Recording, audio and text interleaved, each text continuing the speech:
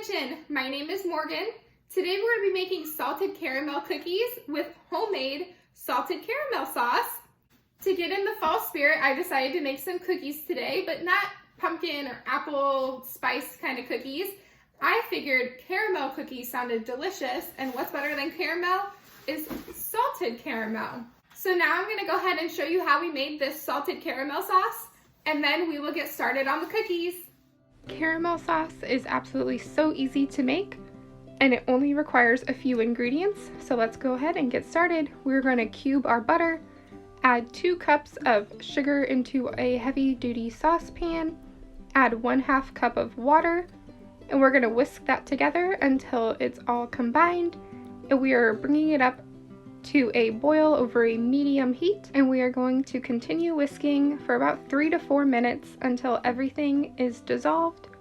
So it's going to look really cloudy at first like this, and then once the sugar dissolves, it'll be clear like this and bubbly. And now we are not going to whisk or stir it at all. If we need to prevent it from burning, we will just lift the pot by the handles and swirl it around. And meanwhile, I'm just taking a little brush with some water on it and getting all of the sugar crystals off of the sides of my pot. And we're just going to let this sit for 8 to 12 minutes, swirling to prevent browning until it becomes a nice amber color. So here you can see it's a little bit darker, and then this is the dark amber color we are looking for. So now we're going to whisk in 12 tablespoons of butter, and you want to be very careful because the steam that rises from those bubbles are very hot. And this is after I've added all 12 tablespoons, and I'm just going to continue whisking. And you can see it's really starting to look like caramel now. So now that all the butter is whisked in, we are going to add 1 cup of heavy cream and whisk that in really well. And be very careful again, because this can be very, very hot. You can see all the steam releasing, and it is very hot, so be careful.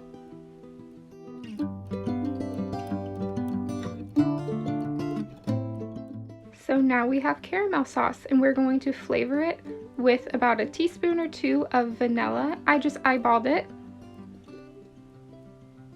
And I'm gonna whisk that in really well, and then I'm gonna add probably a teaspoon or 2 of salt, and I just eyeballed that as well. But feel free to follow a specific measurement. It's completely up to you. This is basically just how you're flavoring it now. And to store this caramel sauce, I'm just adding it into a quart jar, and I have a hot pad underneath to prevent any shock that may happen with the glass jar on the cold countertop with the hot caramel sauce. And this will last in the fridge for up to 2 weeks or until you're done eating it. So now that I showed you how to make this delicious salted caramel sauce that's perfect for in your morning coffee or drizzled on top of your desserts like ice cream or homemade apple pie, let's go ahead and make these salted caramel cookies. First off, I'm gonna get these 2 sticks of butter softened in the microwave. You don't want them completely melted, but you want them softened. And I have these sticks of butter in the freezer, so they're a little bit frozen still. So I'm gonna pop this in the microwave.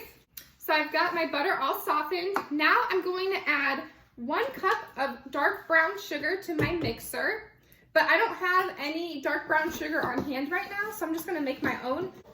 And it's as simple as just combining sugar with molasses. So I'm gonna add 1 cup of just normal white sugar into my mixer.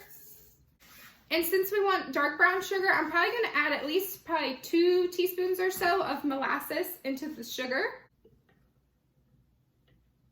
I added probably a teaspoon or 2 in there. And now I'm just gonna give this a mix. And if I need to add a little bit more molasses, I will.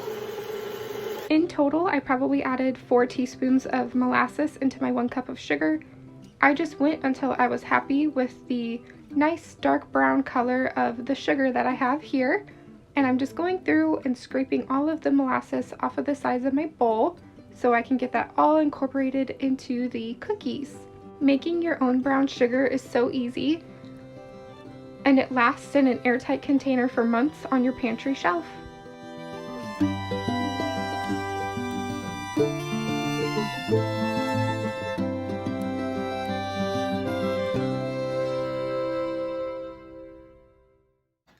we have our 1 cup of brown sugar all mixed up, I'm gonna add 1/2 cup of just regular plain white sugar and my 1 cup of butter. And I'm gonna cream that together until it becomes nice and fluffy.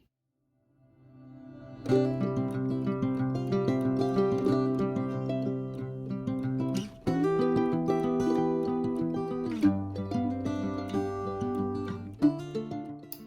gonna scrape down the sides of my bowl. And if you hear anything in the background, it's just my baby, he's playing.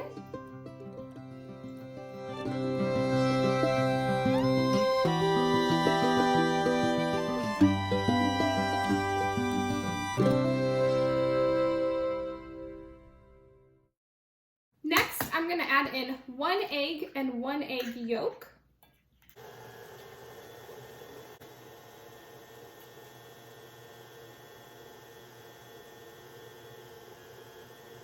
Now 1 teaspoon of vanilla, and I'm just gonna eyeball it. Now 1/4 cup of the homemade salted caramel sauce.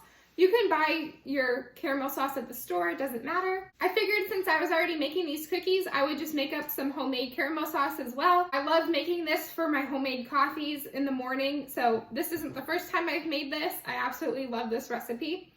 So now I'm gonna add 1/4 cup of this caramel sauce into the cookies.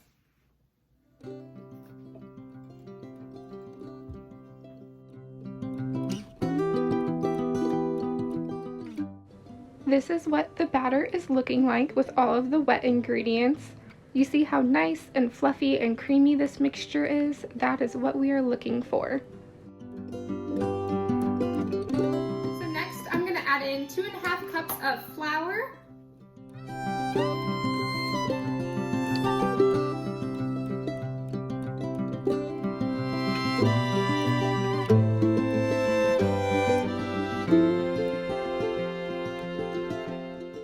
1 teaspoon of salt.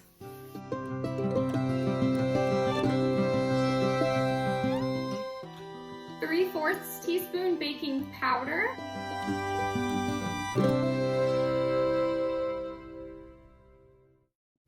I flipped that. It was supposed to be 3/4 teaspoon baking soda and 1/2 teaspoon baking powder, but it's too late now. I've already got it added in. So I'm just gonna add 3/4 teaspoon baking powder and 3/4 teaspoon baking soda. I'm sure it's not gonna mess up the recipe too bad. So now I'm adding in 3/4 teaspoon baking soda.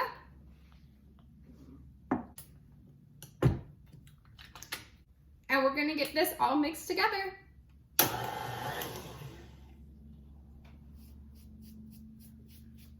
Carefully.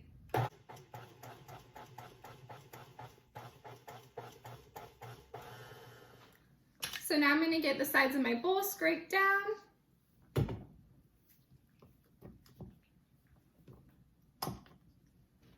And get everything kind of cleaned up from my floury cloud.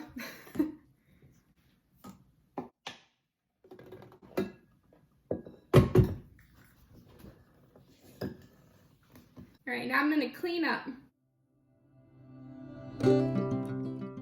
Anytime I'm in the kitchen, I absolutely hate working with a mess around me. So I'm constantly trying to clean as I go. I'm washing up any dishes that I might be able to at any given time, or be putting dishes in the dishwasher. And I'm just constantly cleaning as I go, so I'm not overwhelmed at the end of cooking or baking with a mess on my hands.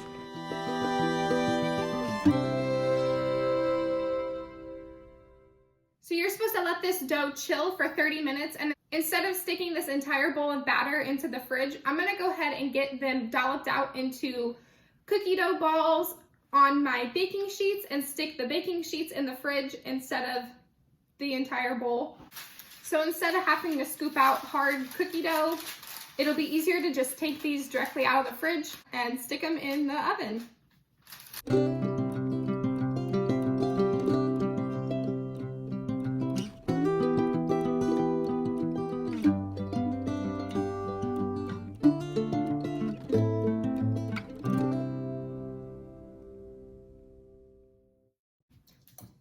This recipe did state if you don't chill the dough, your cookies will flatten out a lot. So I'm going to take the extra step and chill the dough. But if you don't have the time, you could just bake them directly like this. But this is a very soft dough, so I can see why they spread a lot. So I would definitely recommend to take the time to chill them first so they don't spread out as much. Which that kind of goes for any cookie dough. You want to chill them first. If you want a nice, thick, chewy cookie, chilling your dough always helps to prevent them from spreading out as much and getting super thin. I'm sure there's some cookie science out there somewhere about how chilling your dough will lead to a soft, chewy cookie, and not chilling your dough leads to more of a thin, crispy cookie. Probably something to do with the butter melting in the cookie. But I am no food scientist. I just know what works. So that's why I always chill my dough so I get a nice, soft, chewy cookie instead of it thin and crispy. My husband likes thin and crispy cookies, but these cookies turned out absolutely delicious. They are a soft, chewy, caramelly cookie. You will have to try them. I can't tell you how many cookie scoops I've been through throughout the years that I've been baking. I used to buy just the cheap, everyday, like just get it at Walmart brand, and they would break so fast. So eventually I just decided to bite the bullet and buy a nice brand. I think this is OXO brand, and this has lasted me so long. I definitely recommend if you bake a lot, and especially a lot of cookies or even meatballs, like scooping out meatballs with this, buy yourself a nice cookie scoop, even if it might cost $15, because in the long run, it's gonna last you so long and you're not gonna have to replace it. So I definitely recommend get yourself a nice cookie scoop. Don't just buy the cheap brand like what I did and have to replace it like every 6 months, because that's what I was doing. All right, now I'm gonna get these in the fridge to chill for at least 30 minutes. You could easily just bake these cookies just directly scooped out of the cookie scoop, but I'm gonna take the extra step and roll all of them out, and I'm gonna stick those in the fridge. And with all the extra batter that I have, I'm just gonna go ahead and portion them out onto a littler cookie sheet. So I'm just dolloping these out with all of the extra batter that I have, because my husband and I do not need 3 dozen cookies. I will eat them all. So now I'm just rolling these out. I'm gonna pop those in the freezer, and I'm just gonna freeze those, and then I'll have cookie dough ready to go in the freezer. I labeled and dated that caramel sauce and got it in the fridge. Now I'm preheating my oven to 390 degrees. The cookies had chilled for 30 minutes, so I'm getting them in the hot oven, and we're gonna bake them for 9 to 11 minutes. Mine was exactly 9 minutes, and I pulled them out.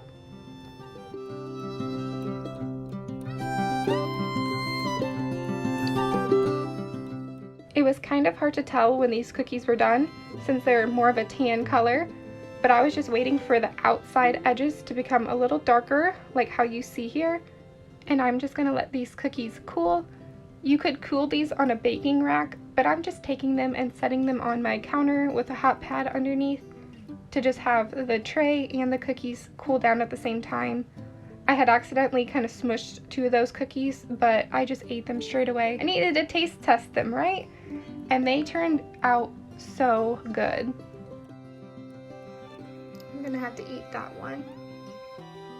Before you serve these cookies, you're supposed to drizzle some extra caramel sauce on top. And that extra caramel sauce knocked these cookies out of the park. My eyes just lit up. Alrighty, there we have it. Salted caramel cookies along with some homemade salted caramel sauce. This sauce is absolutely delicious. It's one of my favorites. I've been making it for months now, and it is so good. Especially drizzled on top of these cookies. OMG. It was delicious. You will have to give this recipe a try. I will link it down in the description box below. I absolutely love having you in my kitchen with me, so thank you so much for watching. If you haven't yet, make sure to leave a like, comment, and subscribe. I'll see you in the next video. Bye.